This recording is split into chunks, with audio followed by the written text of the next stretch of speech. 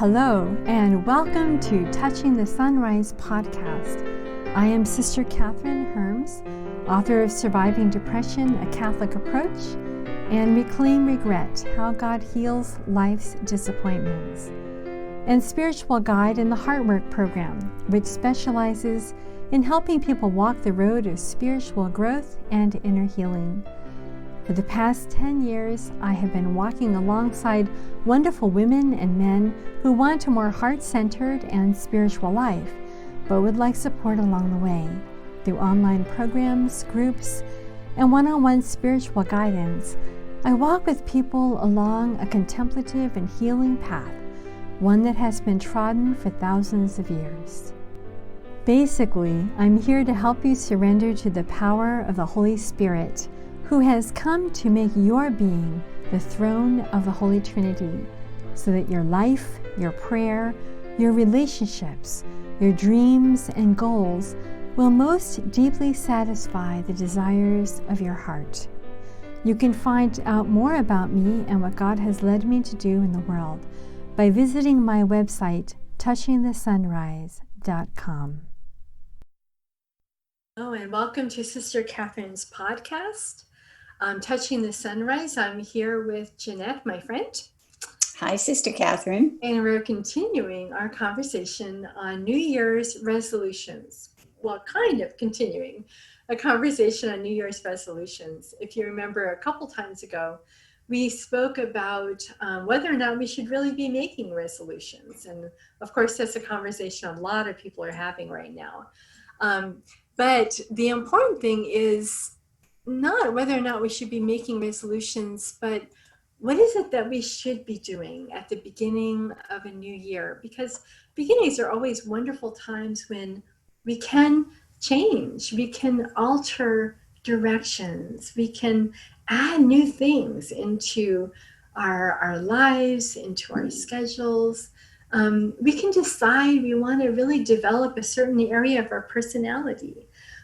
Be that through a hobby, through a skill, through more time that we give to certain things. So New Year's are times to begin new things, to transition from who we have been to a little bit more of the direction of where we would like to see ourselves moving now. Not necessarily a goal I want to attain that's out there separate from me, that would be like the most wonderful thing if I got there. But as we were talking about even last time, putting into place exercises or practices or tools or skill sets that in the present begin to change who we are. Right. It's almost like hitting a reset button. I mean, I think that's the exciting thing about it is that, we all obviously make mistakes and will continue to do so, but to be able to take a moment and, look at, as you say, the direction our lives have been going in and making sure that they're going the way we want them to. And if not, hit that reset button and say, okay, let's figure out how to move forward here. But you know what, as I was saying, and I just keep getting stuck on this, that resolutions tend to be like lists, they're goals, they're things to achieve. And as I am moving through midlife, and we've had some conversations about midlife, as I'm moving through midlife, one of the things that I am finding is that there's the goals and the lists are absolutely fine, but they're not enough. And one of the people, I think I mentioned that recently I've been sort of more grounded because of having had an injury, but I've been doing a lot of reading. And one of the people that I've been reading because I love poetry is Rainer Maria Rilke. And I just need to find, to share this quote that probably people have heard before. It comes out of his letters to a young poet. But to me, it really encapsulates the kinds of things that I'm trying to think about this year, to think about living with something that's a little less certain than a goal or a list.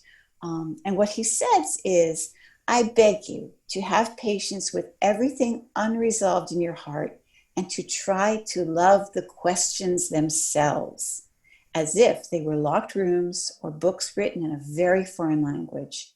Don't search for the answers which could not be given to you now because you would not be able to live them. And the point is to live everything. So live the questions now. Perhaps then someday far in the future, you will gradually, without even noticing it, live your way into the answer.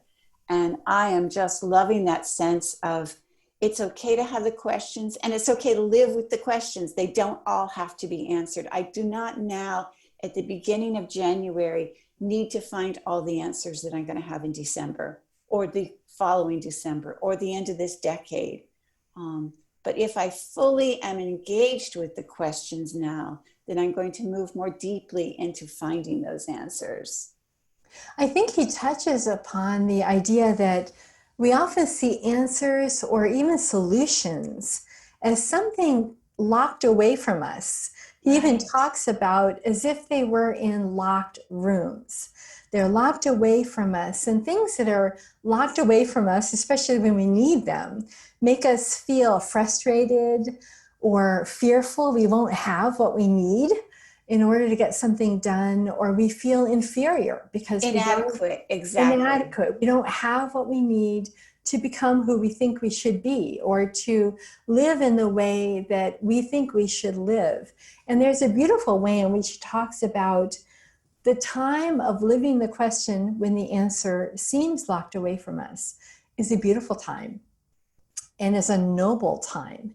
And it reminded me of a line from a poem on his blindness by John Milton, where he said, "They also serve who stand and wait." And that's in a totally different context. But the whole idea that we don't know, we don't know the way life is unfolding. We don't really know the way divine providence is working within our lives and bringing our future about. The resolution can make it seem so clear. I need to do these 3 things this year, period. But we don't know all the time what the answers are that are locked away and the nobility of this time of not having them.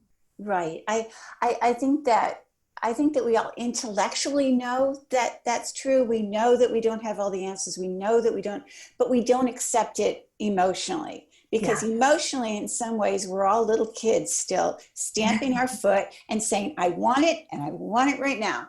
And you know, there's that little child inside all of us saying that.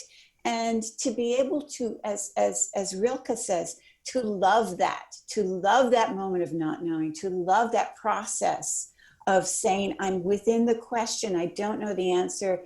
And I would extrapolate beyond what he said and say, God knows. And part of my loving the question and living in the question is also living in the trust of God, that I may not be able to attain this yet. I may not even understand how I'm going to get there, but God does. So therefore you're entering this new realm, this new year, filled with uncertainty, and yet under that uncertainty is a certainty. If that makes sense. My uncertainty of my life is going to be like next week or next month or next year is important for me to process, for me to live through the questions and be open to possibilities. But I also know that God knows where I'm going to be next week and next month and next year. And so even in my most uncertain times, I don't have to be afraid. And I think that that's one of the things to carry into this new year is to say, you know, be in that moment of questioning, but also don't give up because you're not alone.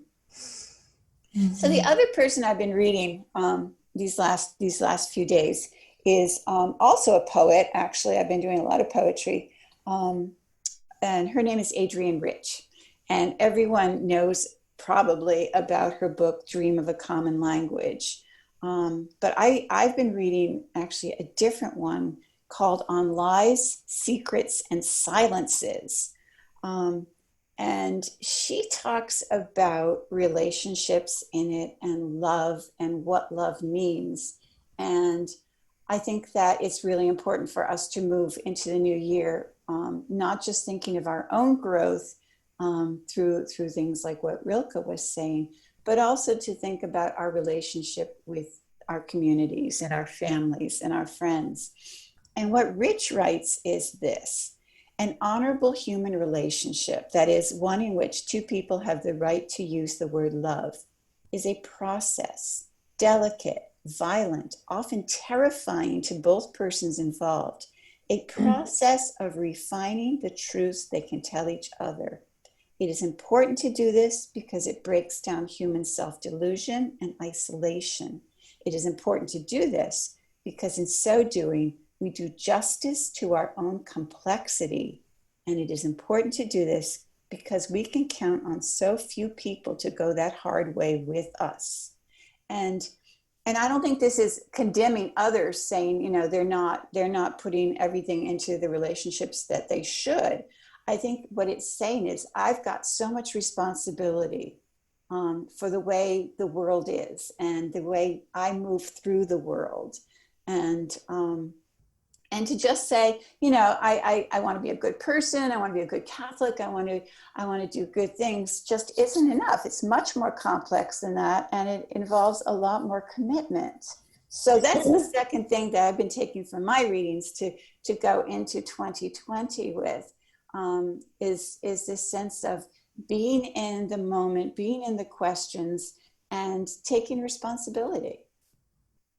One thing that I think brings together both of those quotes that you shared is the idea of process.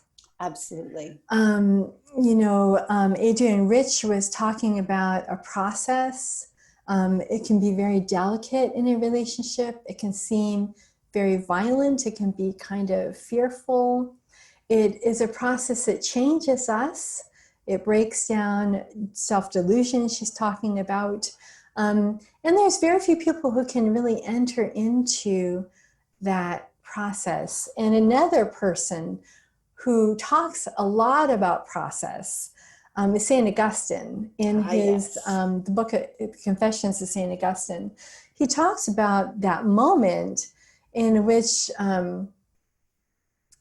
you can almost say he was encountered by the magnificence of God's glory. Right. Personally directed to him and loving him. You could call it a moment of conversion for him. But he had lived a life in which he was, a rebellious Catholic teenager. He had lived with a girlfriend. He had joined a cult. He had run away from his mother. He had become a rhetorician. He was very well known. He was appointed by the emperor to teach in Milan, Italy.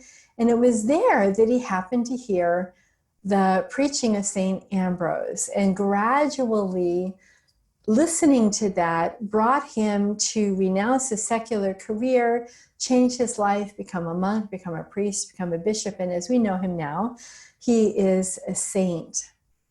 So there is a sense of process in life and in the way we relate, in the way we understand ourselves. And just a few lines to share from that very well-known part of his Confessions, where he speaks about that moment in which he was just overpowered by the mercy and the love of God. And in so much that he realized his love for God was late.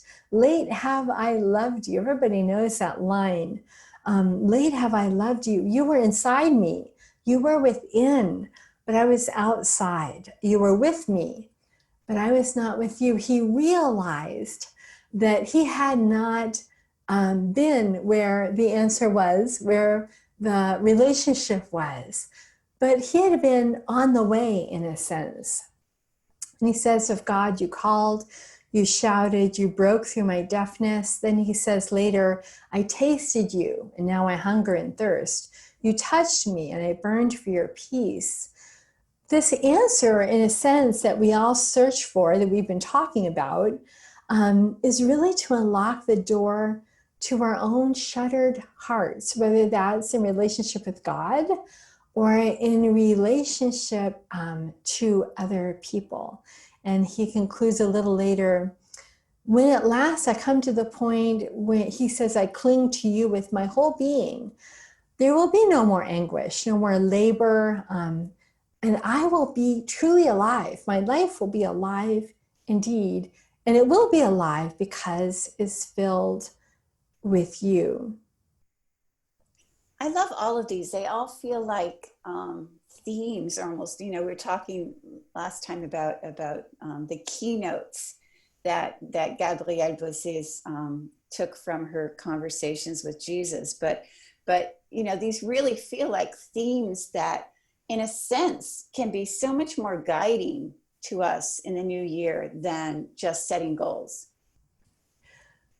So when we think of perspectives, to me, that's a mental exercise, you can say. It's really also a heart exercise. It's a stance that we're going to take into the new year. But I think that this stance, this perspective, also lends itself to skills.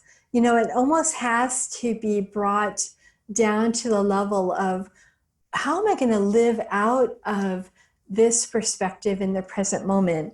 And I'm thinking of Erich Fromme, who of course is the German social psychologist, psychoanalyst, and philosopher who lived in the 1900s. He died in 1980.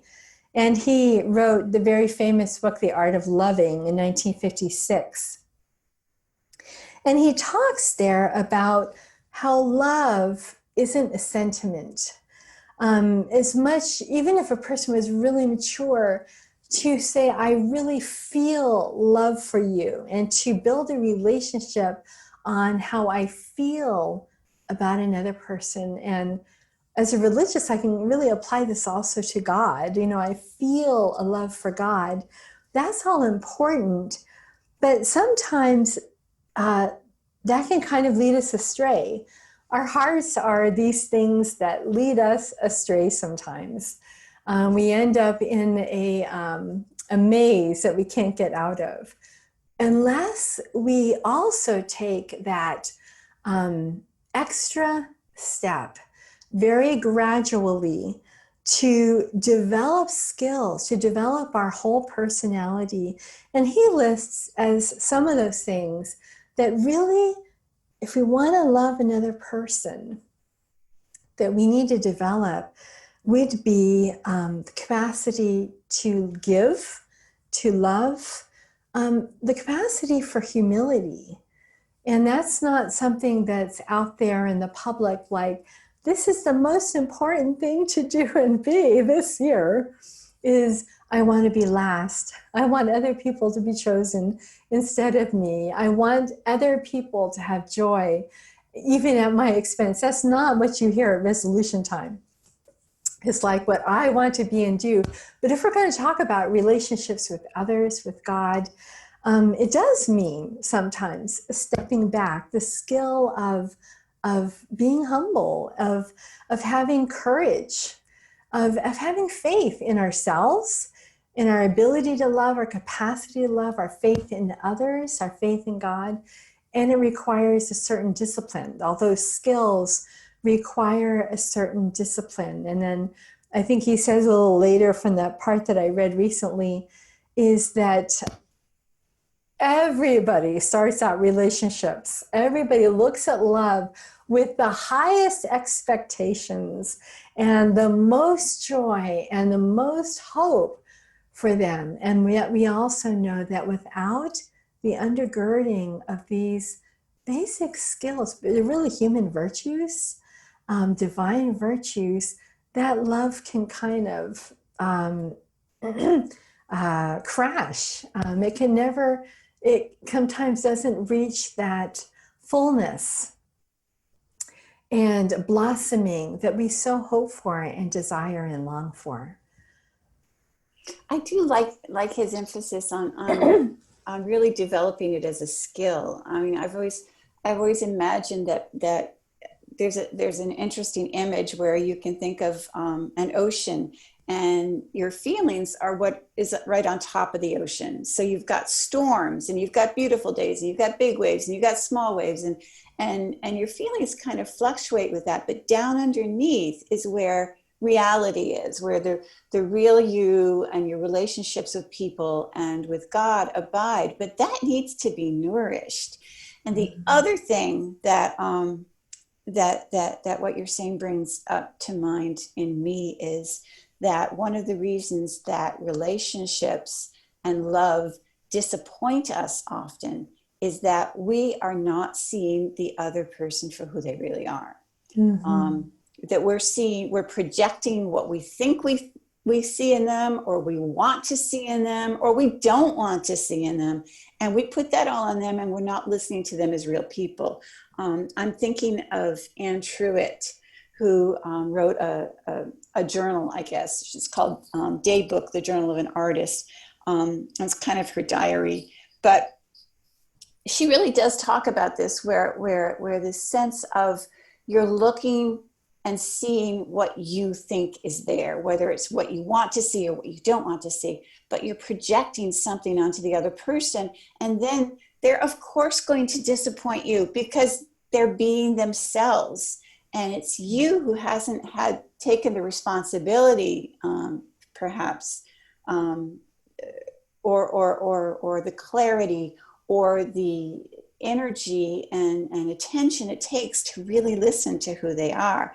So, with everybody, we choose to, and we do this to ourselves too, we choose to focus on the things we want to acknowledge in them, and we don't pay attention to the rest because it's not relevant to us or interesting to us. And that way, we are dooming all of our relationships to failure.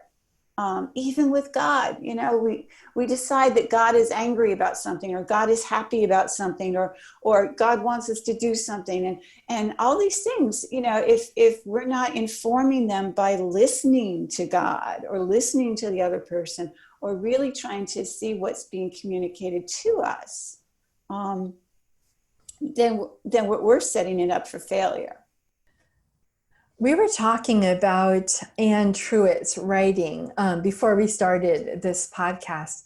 And the line that you shared with me that I think I will never, ever forget is this line, that we need to listen to others with an openness that allows them to be as they are, or as they think themselves to be. Right. And yes. I stopped and I went to chapel, as you know, before we actually did this podcast. We both separated and prayed.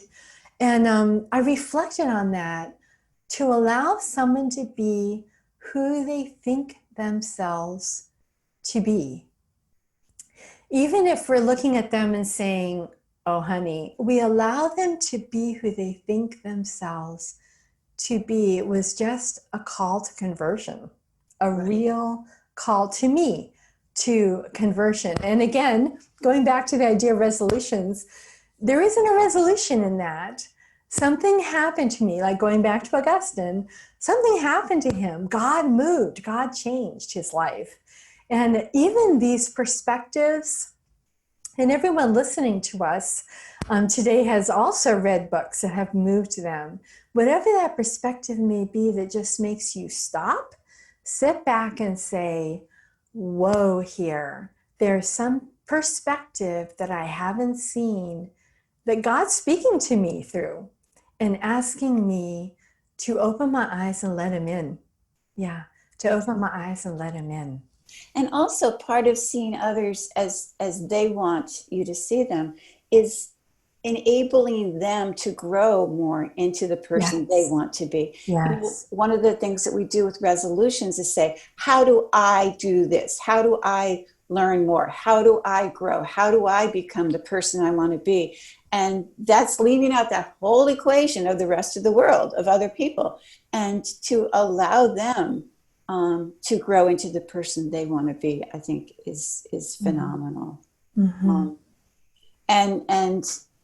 And even as you say, the things that are not positive, shall we say, in ourselves and in others, God uses all of that. And who are we to say, oh, this is a terrible thing about you, or I'm going to judge you about this or that.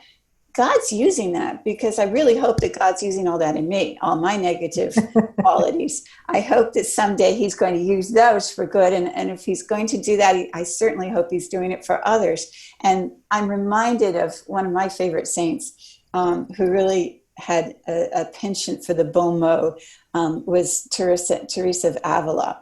And one of the things she's talked about, slightly tongue-in-cheek perhaps, but for real, she says there's no such thing as bad weather. All weather is good because it's God's. And in a sense, I'm not going to say that, murder is good because it's God's. No, it doesn't come from God. But many of the things that we think of, because we're projecting our own values on them as good or bad, we classify them. No, a sunny day is not necessarily good, and a rainy day is not necessarily bad. It's all part of God's plan, for the earth, for us, for everything. So for us to be able to say, all these things, even this goes back to Rilke and talking about living in the question and living in the uncertainty. We look out the window and we say, oh, what a rotten day today. I'm not sure God's saying that. And we can say, what a rotten person you can be sometimes. And no, God's not saying that. I'll remember that the next time it rains. No, actually, I'll remember that. I'll try to remember that the next time it snows and I have to go out in it. There you go. There you go. So we've been talking a lot about becoming, about love, about growing through process into answers. I'd like to switch the direction a little bit into another reality that will happen in this year in some way or other, and that's suffering. Oh, yes. I want to bring up just this wonderful writer, political activist, and French philosopher, Simone Weil. She died in 1943, so that was obviously she lived through World War II. And she was a thinker of unparalleled intellectual elegance. And Albert Camus called her the only great spirit of our times. So she wrote many, many things and helped many people by her writings. But I want to share this quote or this idea of hers when she was talking about pain, because we all will have either spiritual pain, physical pain, even emotional pain of some sort at some point during this year. And she has this interesting concept. And that's kind of why I like Simone Weil, because she can take these really large spiritual concepts and break them down into not exactly a skill, but a way of perceiving it that makes it something you can get your hands around. And so that's what she's doing in this part when she's talking about physical pain in her first and last notebooks. And she says, when your entire soul is crying out, I can't take this anymore. Make it stop, God, make this end, bring an end to all this. You need to find an infinitesimally small part of your soul that can also say, even if just a whisper, I consent that this should continue throughout the whole of time, if that is what the divine wisdom ordains. Right. I consent that this should continue throughout the whole of time, if that is what God wants for me. And what she says happens when you do this is almost like your soul is split in two, because when we're in pain, whatever type of pain it is, the part of our soul, the sentient part of our soul, kind of like takes over everything. Our awareness of the pain takes over everything. And it actually, by doing this, by looking for that little part that can say, be it done unto me according to your will, oh God, that part of our soul exists. But it's the work of trying to find the part that is so beautiful and so powerful and so grace filled. And I often think of Mary when Jesus was born in a stable. She could have been like, okay, God, what is this all about? Make this end. Now we have to go to Egypt. When is this all going to be over? And I know sometimes I can get all carried away and very dramatic about things that I don't want to continue and that bother me. And yet there must have been a part of her soul that said, be it done unto me according to your will.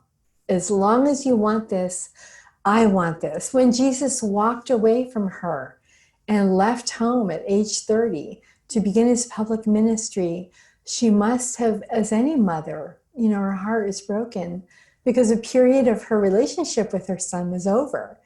And yet a part of her must have said, be it done unto me, be it done unto us according to your will. When she stood beneath the cross, be it done unto me according to your will. Exactly. And I think that really ties into this sense of, I want my new year to be perfect in some ways. I want it to be pain-free. I want it to be wonderful. I want it to be everything it's never been before. And the reality is that we really need to resign ourselves that we're not always, in fact, never probably going to be totally satisfied with what we have or who we are or what we're doing. And just to add to the voices that we've been talking about today, I read this conversation between dancers and choreographers Martha Graham and Agnes de Mille. And Agnes de Mille is the person who choreographed the musical Oklahoma, which some of our listeners may be familiar with.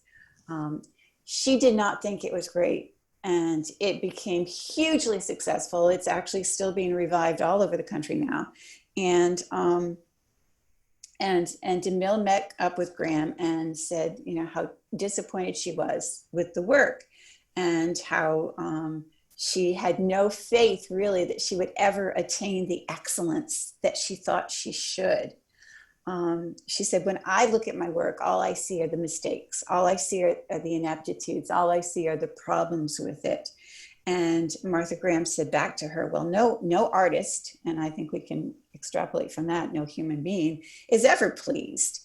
And said that there's no real complete, utter satisfaction because we're never going to attain perfection. We're always going to be looking ahead to getting better at things.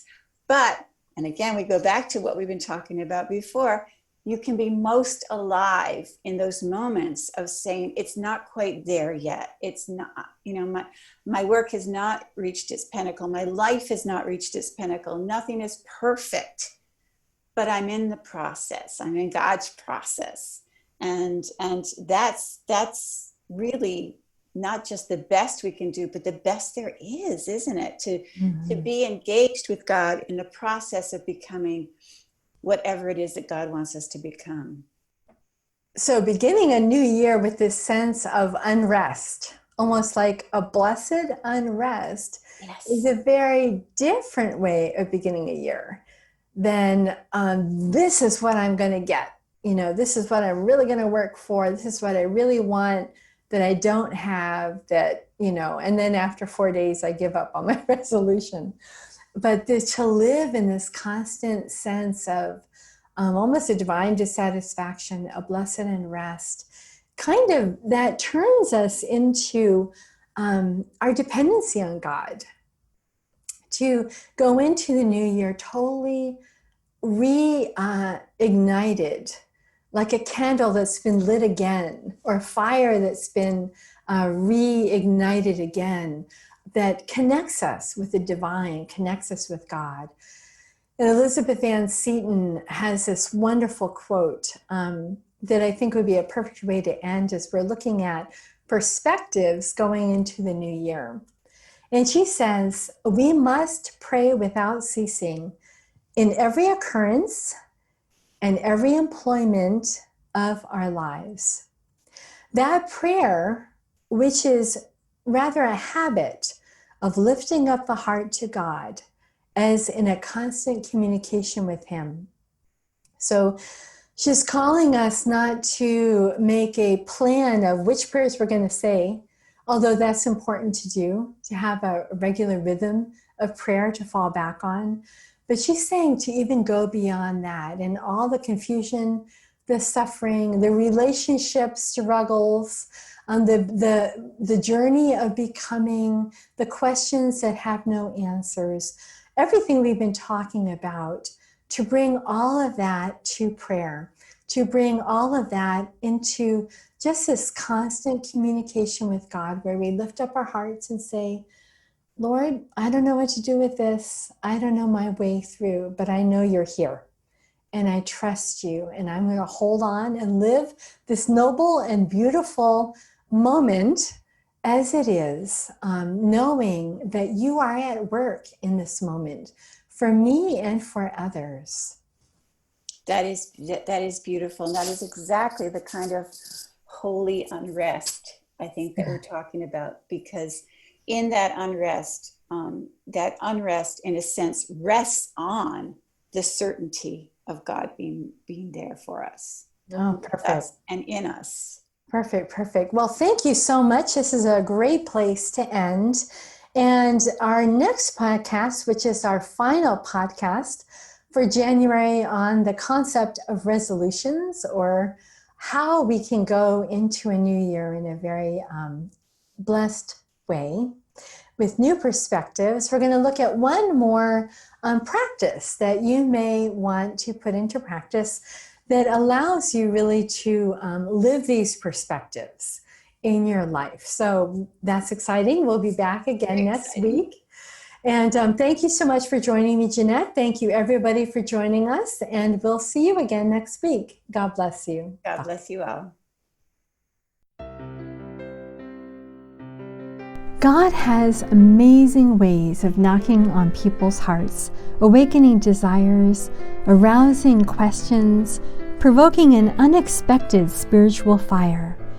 Remember, if you'd like some extra support and are ready to embark on a sustained spiritual journey, you can connect with me in a number of ways by going to my website, touchingthesunrise.com. So until the next time, take care of yourself.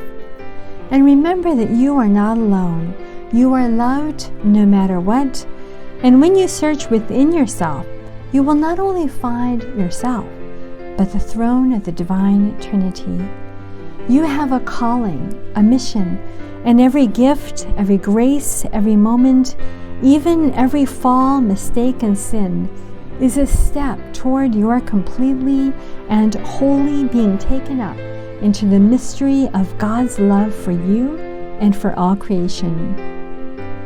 Remember always that you have a treasure of inexpressible joy hidden in an earthen vessel, small and fragile. May this overflowing joy fill you and yours with His fragrance. God be with you.